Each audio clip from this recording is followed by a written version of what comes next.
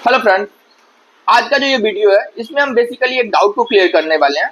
Even doubt को मैं clear नहीं करूंगा, मैं चाहूंगा कि आप लोगों की तरफ से मुझे इसका आंसर मिले कि ये डाउट जो है ये जेन्युइन है या क्या, इसका आंसर क्या होना चाहिए।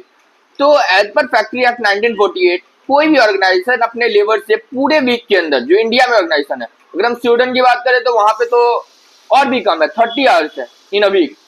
तो अभी हम इंडिया की बातें कर रहे हैं कि आप 48 आवर्स तक इन अ वीक काम करवा सकते हैं। और अगर हम यहाँ पे ओटी की बात करें तो इन अ क्वार्टर आप जो है पूरे क्वार्टर में सिर्फ 50 घंटा का ओटी करवा सकते हैं। OT stand for overtime, excluding break. But as per payment of wages act 1936 आप जो है अपने किसी भी एम्प्लॉय से लगातार 5 घंटे से ज्यादा एक दिन के अंदर काम नहीं करवा सकते हैं।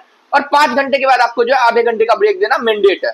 तो सभी चीजों को ऐड करने के बाद, कैलकुलेट करने के बाद अगर आप देखते हो तो एक दिन के अंदर अगर आप पूरे महीने क्वार्टर में, मतलब पूरे महीने ही ओटी ले रहे हो, तो उसके अकॉर्डिंग आपका डेली का 1 घंटा सवा घंटा से ज्यादा का ओटी नहीं होता है।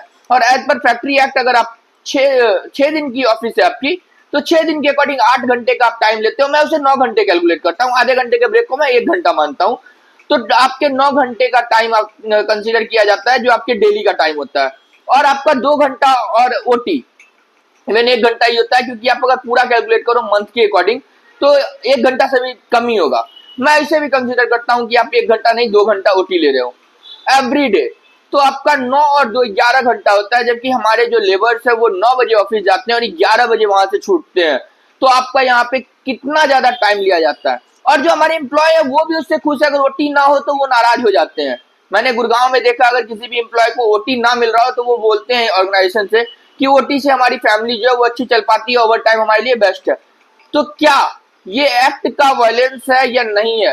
क्योंकि ये लेबर के फेवर में हो रहा है और ऐसा कहीं भी एक्ट में नहीं लिखा गया है कि लेबर चाहे तो नहीं जा सकता ऑर्गेनाइजेशन। ऐसा कहा गया है कि आपको ये देना है। अब लेबर खुद आ रहा है तो उसमें आप कुछ नहीं करेंगे। तो क्या ये लेबर के फेवर में है? क्या ऑर्गेनाइजेशन इसका फायदा उठा रही है और इस एक्ट का जो है वायलेंस कर रही है? इसका आंसर क्या है और क्या ऐसा होना चाहिए? क्योंकि लॉ अगर बनाया गया है तो कुछ सोच कर बनाया गया है कि आप लेबर को इतने टाइम के बाद छुट्टी देंगे, आप लेबर से ओटी इतना ही करवा सकते हैं।